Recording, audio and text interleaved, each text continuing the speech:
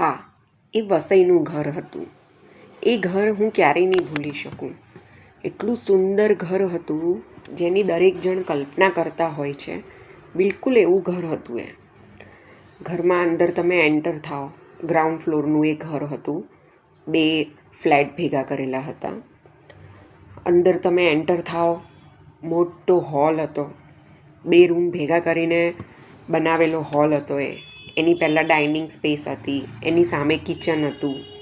હોલની એક side 2 room હતા, bedroom.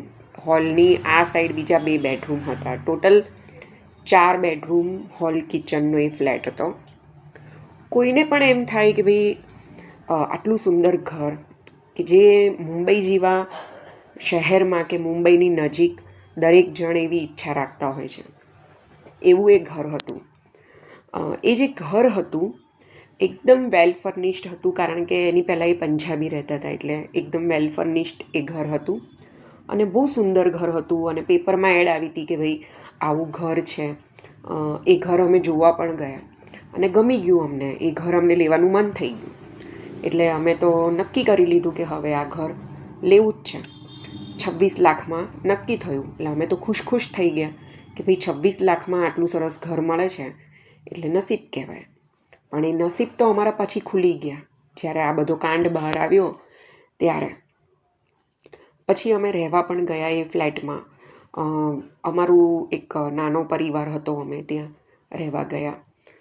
હું, મારા હસબન્ડ, મારી ડોટર એ વખતે 2 વર્ષની હતી, મારા સાસુ સસરા, આટલા લોકો અમે ત્યાં રહેવા ગયા. 1 મહિનો તો બધું બરાબર ચાલ્યું. કંઈ એટલું બધું અમને કંઈ ફરક ન પડ્યો, કંઈ ખ્યાલ પણ ન આવ્યો. અહીંયા ખુશ થઈને રહેતા હતા. હા, પણ નાની નાની વસ્તુ થતી હતી કે જેમ કે લાઇટ ઉડી જાય, ઘરમાં બધું જ નવું કરાવ્યું હતું, કલર કરાવ્યું હતું, રિનોવેશન કરાવ્યું હતું, તો પણ આવું બધું ઝીણી વસ્તુ થાય તો અમને નવાઈ લાગતી હતી. પછી અમે લોકો એ બાબતે વિચારવાનું બંધ કર્યું. પછી અમને એવું થયું કે ભાઈ રહેવા આવ્યા છે તો એક પૂજા જેવું કરવું જોઈએ, કે સત્યનારાયણની કથા કરીએ. તો અમે પછી એક પૂજા કરાવી અને બસ એ પૂજા કરાવીને પછી અમારી પનોતી ચાલુ થઈ ગઈ. એ પૂજા કરાવ્યા પછી ઘરમાં બધાને અમને એવા અહેસાસ થવા માંડ્યા કે કંઈક ને કંઈક અજુગતું થવા લાગ્યું. મારા જે સસરા છે એ બહુ જ પૂજાપાઠ કરતા હતા, હવન કરતા હતા, તો એમને કંઈક ડિસ્ટર્બન્સ લાગવા માંડ્યું. મારા મિસ્ટર છે એમને અનુભવ થયો. પણ સૌથી ખતરનાક જે અનુભવ થયો ને એ મારી ડોટરને થયો. મારી ડોટર એ વખતે 2 વર્ષની હતી અને એ વખતે ત્યાં રાતના 1-1:30 વાગે જે પેલી પોલીસની વેન ફરતી હોય છે એ જે વેન હતી ને, એનો જે વિસલનો અવાજ છે ને બહુ ડરામણો હતો. એટલે રોજ રાતના 1-1:30 વાગ્યાની આસપાસ પેલું પેટ્રોલિંગ કરે ને એ રીતે એ ગાડી ફરતી હતી. તો એકવાર મારી ડોટર લગભગ 1:30-1:45ની વચ્ચે એકદમ ઊભી થઈ ગઈ અને રડવા માંડી એકદમ. એટલે ઓબ્વિયસલી હું ને મારા મિસ્ટર અમે બંને ઝબકીને જાગી ગયા કે ભાઈ એકદમ શું થયું આને. પછી અમે લોકોએ જોયું કે ભાઈ આને શું થયું. પછી એકદમ જે બેડરૂમનો દરવાજો હતો ને એની સામે જોઈને એ રડ્યા જ કરે. પછી અમે વિચાર્યું કે ભાઈ કદાચ પેલી ગાડી હશે ને એના કારણે રડતી હશે. એટલે આવું 2-3 દિવસ થયું. પછી અમે વિચાર્યું કે ભાઈ ગાડી તો આવતી જ નથી, તો આ કેમ ઉઠીને રડે છે આવી રીતે. પછી એક દિવસ આવું થયું. તો એ વખતે 2010ની આ વાત છે. એટલે ફોન પણ પેલા સ્માર્ટફોનમાં પેલા નાના જે ફોન આવતા હતા એ હતા. તો એની અંદર મ્યુઝિક હોય, બીજું કંઈ હોય નહીં. તો મ્યુઝિક અંદર આપણે સાંભળતા હોઈએ, એમાં હનુમાન ચાલીસા હતું. એટલે મને એવું આદત હતી કે ભાઈ આવી કંઈ રડે ને તો હું કંઈક મ્યુઝિક ચાલુ કરી દઉં.